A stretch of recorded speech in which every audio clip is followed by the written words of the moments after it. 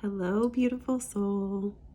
So, a lot of times people ask me how spiritual work is tied to personal development or spirituality is, especially the Akashic Records and how I work with the Akashic Records, is tied to people really amplifying their work, their legacy, their purpose, and all of that. Because sometimes people look at it and it's so mystical or esoteric, or it's so outside of what people think is normal, when it really is just a tool. It's just a tool. It's a tool to help you get from where you are to where you want to be with the most beautiful understanding. And it takes action. It takes you having a session, doing the work. Oftentimes masters, teachers, and loved ones of your Akashic Records will leave you with homework, so to say, right? Like, they'll give you stepping stones forward. They won't predict your future. It won't be like, pick these lotto numbers and you'll be a millionaire, right? But they will guide you, and they say, like, here's something, for example, that is often something that people need is like how to ground into your body, how to move your body, how to shake out kind of stagnant, stale energy so that you can show up for yourself, so that you can show up for your life and be open to receive the blessings that are already in front of you.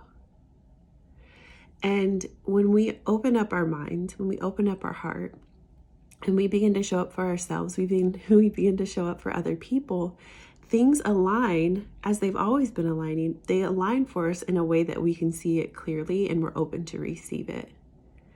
And there are so many possibilities, and there's endless things that you can explore, past, present, future. But really, it takes you doing the work, right? So I can open up your records. I can get all of the information. I can tell you, your masters, teachers, and loved ones want to guide you towards this information, and this is what they're revealing, or it could be a healing or something like that. But if you don't take the time to do the things that they suggest, nothing's going to change. So when I help people, whether it's in one-on-one coaching, it's mentorship, it's working with your business, or it's just a healing session and energy work and stuff like that, it's up to you to be open to receive it, right? Like, I can hand you the blueprint to build the most incredible house, give you all of the supplies, all of the tools. That thing that often goes around about, you want a cake, you get all the ingredients, but then because it's not put together, you say you didn't get a cake. Like, it's kind of like that. Personal development, healing, spirituality, all of that, it's making your own cake. And while some people come and we give you a certain tool or we give you a certain ingredient so that you can have a fantastic cake, if you don't put them together, you're not going to have a cake.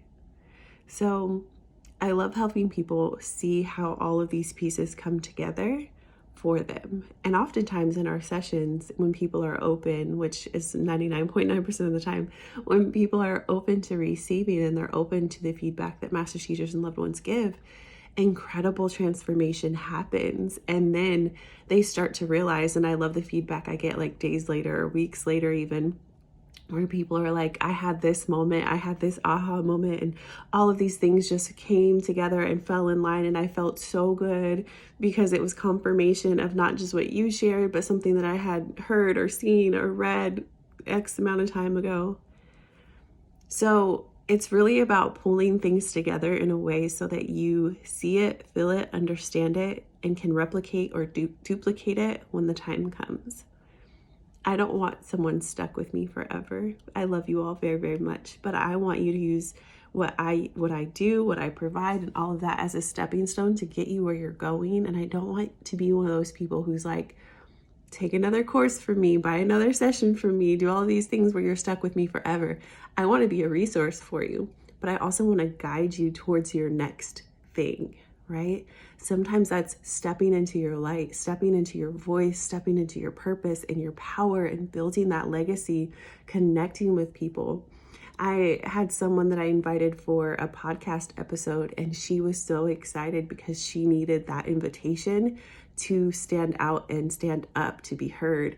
And when I saw her and I was introduced to her and all of that, like I already knew in my heart of hearts, like I need to invite her. I don't know what she has to offer yet, but I know that there's something there. And so allowing myself to explore that and initiate that for her really allowed her to shine. And she's really showing up and just shining because she said yes to herself. And I think that that's really beautiful because we each have something that someone could be waiting in quiet desperation to tap into or to hear. I can remember times where I was waiting for permission for certain things. And so you'll often hear me say that, like, give yourself permission. Stop waiting to hear someone else tell you that green light, go, right? And when you do all of this with your spiritual work, with your holistic business, with your own healing and different modalities of energy work and things of that nature, it always takes us doing the thing, being open to it, showing up for ourselves, having boundaries, connecting, doing our own form of meditation, whether it's walking, dancing, singing, sitting still on a yoga mat, and then really just feeling it. Healing is messy. I can tell you right now, I went from the most toxic version of myself, angry version of myself, sad, depressed version of myself, to the most like elated, high version of myself, to finding a middle ground and balance where I can go up or I can go down, but I'm at peace where I am. And I understand that some days look different than other days because I'm processing different things with a different lens. And that is so freaking beautiful.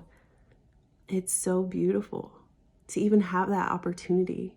And to be totally transparent, I didn't think I was going to live past like 27. And here I am, January 5th, 2023, about to have another birthday on the 8th. And oh my gosh, I'm turning 35, y'all. But it's, to me, every single day, it's a reset. It's a reset. My mother, her life was taken from her when she had just turned 37. I had just turned 10. And so I always had it in my own mind that I was going to die early. So everything I did was reckless. And I was a walking trauma response already because I was a ward of the court and lived with different families and did all of these things, right? A lot of us have a story of a childhood that was unconventional, or a lot of us have something that initiated us through this walk of life in our childhood, right? And, using those lessons as stepping stools to understand myself better allows me to understand other people better, allows me to hold compassion, put my ego in check. I love my ego, but I got to work in balance with my ego because it's a part of me, but it's not in control of me anymore. But there was a point when it was. And everything I did, it was fast, quick, and I didn't think about the future because I didn't really understand that I was going to have a future. And learning those lessons and applying those lessons to how I heal and how I show up and how I hold space for people is a part of my journey.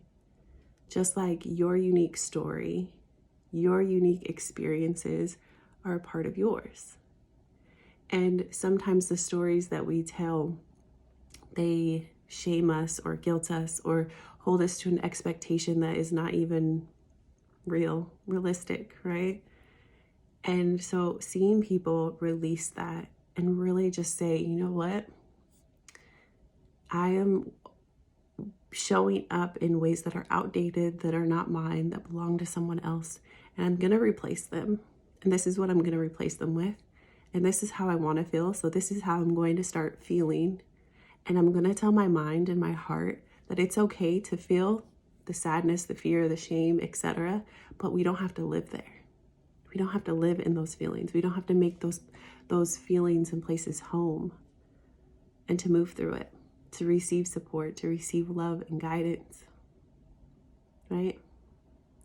So I felt really called to share this with you all. I have a birthday sale going on for an Akashic Records session because so many people are curious about them, but many people don't really understand just how fantastic of a tool it truly is. when you have someone, even if you don't work with me, but if you have someone who's been trained and certified to work in the Akashic Records for other people and really understands how to hold space for you, do it, explore it. But don't just go have the session and then don't do what is recommended or guided, the homework, so to say, right? Really tap into it and do the things that is recommended or guided for you to do and see what happens. I'm wishing all of you so much love and so much goodness in the future. All right, take care.